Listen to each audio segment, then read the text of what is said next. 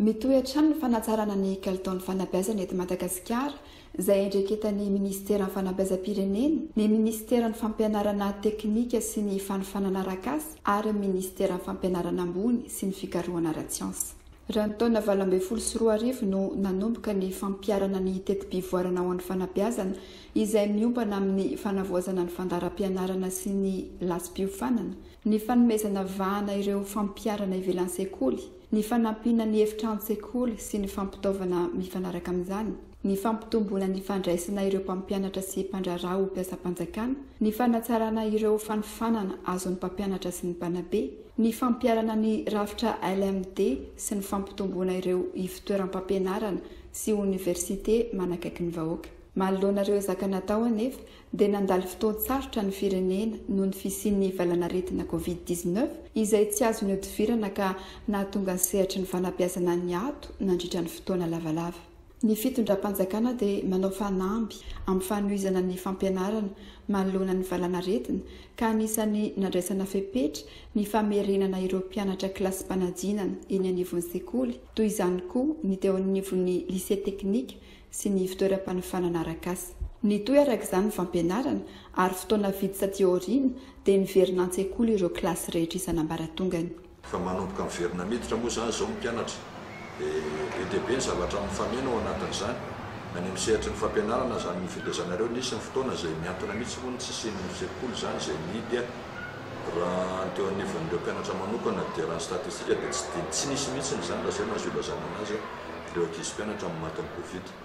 Saika ireo olona fanerasera nahazo azo taona sy ny ohatran'izany zany no be tratra tao anatin'ireo izay dia nanao ny ezaka rehetrarehetra isaorana etoana zany fa tsy vitan'ny commune ambony vohitra rehetra zany fa tao ny fitondram-panjakana foibe izay isan'ny nanampiny ny commune tamin'ny fanomezana ireo kit isan-karazany nafahana niady tamin'izany aretina COVID-19 zany ny fanomezana arivava, ny fizarana, CVO, ny savony sy ireo DLM sy ny fitaovana maro isan-karazany zany.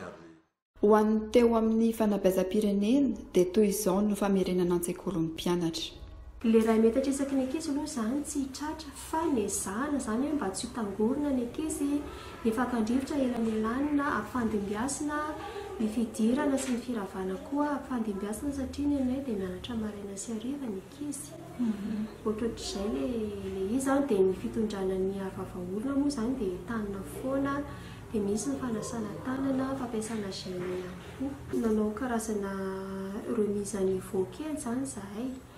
Dia nanao test ihany koa, test de niveau aiza ho aiza dia avy eo nanao remise à niveau dia avy eo niezaka nanenjika an'izay arak'izay tenen'izay hoe taranja fototra aloha zany natao laharam-pahamehana. Mahakasika ny fiverenan'ny mpianatra taorian'ny fiatrehana ny valanaretina COVID-19 dia teo moa zany ny fametrahanay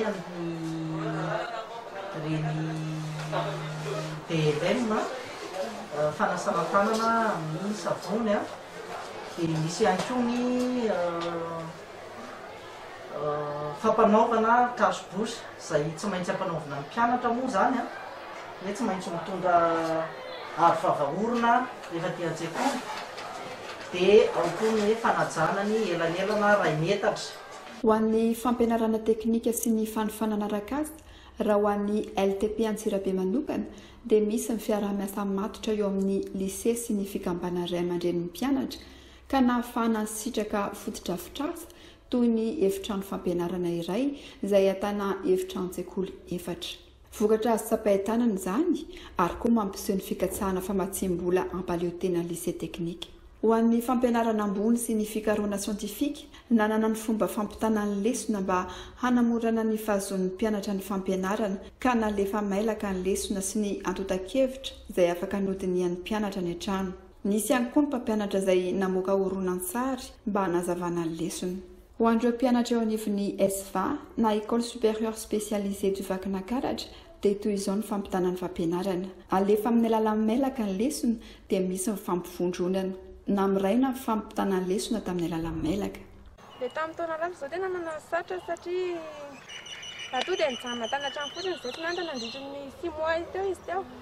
rehefa tamin'ity natao à distance ilay izy na rehefa par email dia any amin'ny email ny maka ny lesona dia rehefa tonga ny regroupement dia maka aty ampianarana fotsiny le amin'ilay email aloha ohatra hoe nisy olona satria raha tsy manambola ianao dia tsy afaka miditra cyber sady le izy koa mbola atao impression dia be dia be ny vola mivoaka ny fepetra aloha tena be dia be mihitsy satria vao miditra etana dia efa manasa tanana dia ny cache bouche tafiditra mihitsy raha tsy manao cache bouche dia ao ampianarana manajanelanyelana. Anisan'ireo loha hevitra roa novoaboasana nandritra ny famelabelarana raha anaty hevitra nataony 1 sy 2 Jona lasa teo ary nandraisan'ny fatra 2 anjara ny fiverenan'ny mpianatra an-tsekoly tao aorianany valanaretina Covid-19 sy ny fanohizana ny fampianarana. Loha hevitra iray nisongadina ihany koa ny tontolo arakasan'ny mpampianatra sy ny mpampiofana amin'ny mahampandray anjara fototra amin'ny sehatry ny fampianarana azy ireo. Lycée technique Antsirabe dia momba an'izay hoe politique enseignante izay voalohany indrindra aloha zany ny mpampianatra dia mandalo vacataire dia ny vacataire eto Antsirabe tena betsaka par rapport ny fonctionnaire na zany naty zany aza dia efa mba misy tsikelikely zany isan-taona isaka misy recrutement reny mba misy recruté ihany fa raha jerena raha zay dia mbola tsy araka betsaka ihany zany ny vacataire eto aminay.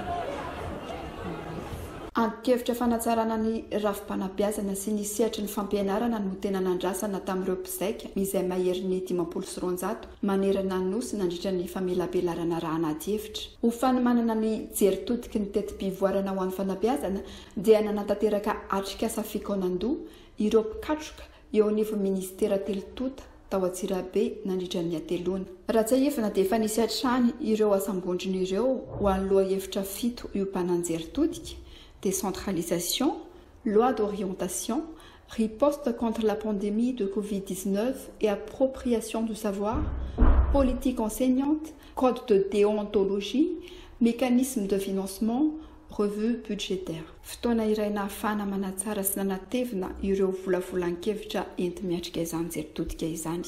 Tamin'ny faharoapolo sy faharoapolo volana Jona lasa teo tao Plaza dia nanaontsika ny conférence débat talohan'izay dia efa nisy amin'ny activité izay natao tamin'ny conférence débat io dia efa nanao communicationtsika ny amin'ireo activité rehetra nataontsika.